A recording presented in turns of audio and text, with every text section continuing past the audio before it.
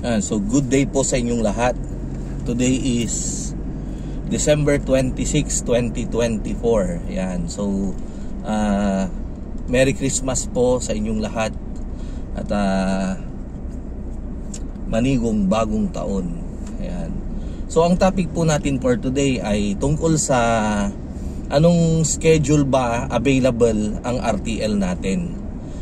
Aling batch yung open for booking. Ayan. So as of today, December 26, 2024, may available pa po tayong pang April 14 na RTL.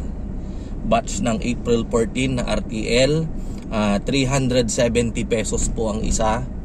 At ang breed niya ay Lowman. Yan, Lowman breed. Yan. So ito po ay 16 weeks nila sa April 14, pero mag-start po silang i-harvest sa April 4. Ayan po. So bakit maaga? Kapag baguhan kayo sa channel ko, hindi nyo pa kabisado yung sistema natin. Kaya po maaga siya ng 10 days ay dahil sa hindi po natin mapagsabay-sabayan na i-deliver sa araw mismo ng April 14. Kaya inuuna ko na po yung mga iba, and then sunod-sunod na po yan. Ayan. So ngayon, dahil nga sa maaga, paano naman yung yung edad nila? Syempre kulang pa sa edad. Kaya pinapadala natin yung feeds na kanilang kakainin hanggang sa sila ay mag 16 weeks sa April 14. So halimbawa po, dineliver namin yan ng April 4. So yung kakainin nila kakainin nila ng 10 days ay ipapadala ko po yan. Libre po yan, wala po kayong babayaran. Yan.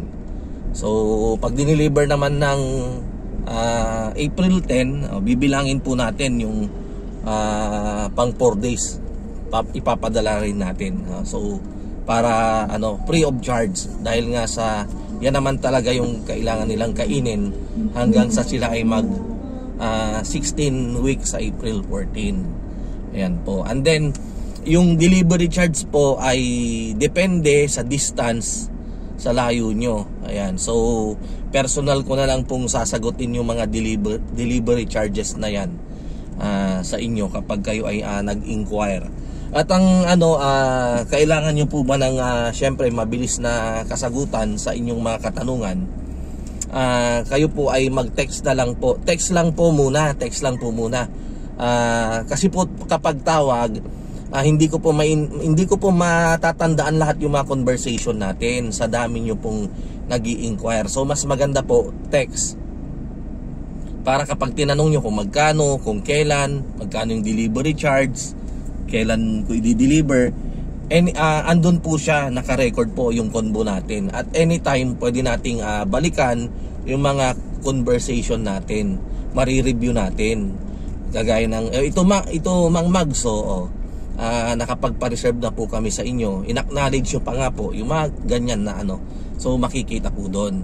Yan, siya nga po pala, kapag kayo ay nagpa-book, kayo po ay kailangang mag-partial ng 50% upon booking, and then yung remaining na payment, yung balance, ay babayaran nyo naman po before delivery or sa mismong araw ng delivery. Depende na po yan sa usapan natin.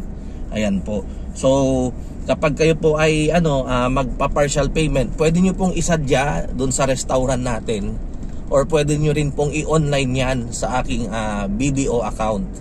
Ayan, so ipapadala ko po sa inyo yung account ko para doon nyo i-online. And then kapag nakapag-online po kayo, siya namang isesend ninyo sa messenger yung deposit slip, or kapag yung online banking yan, yung transaction slip, screenshot ninyo, and then ipadala nyo sa Mang Mags na messenger, Mang Mags FB page messenger.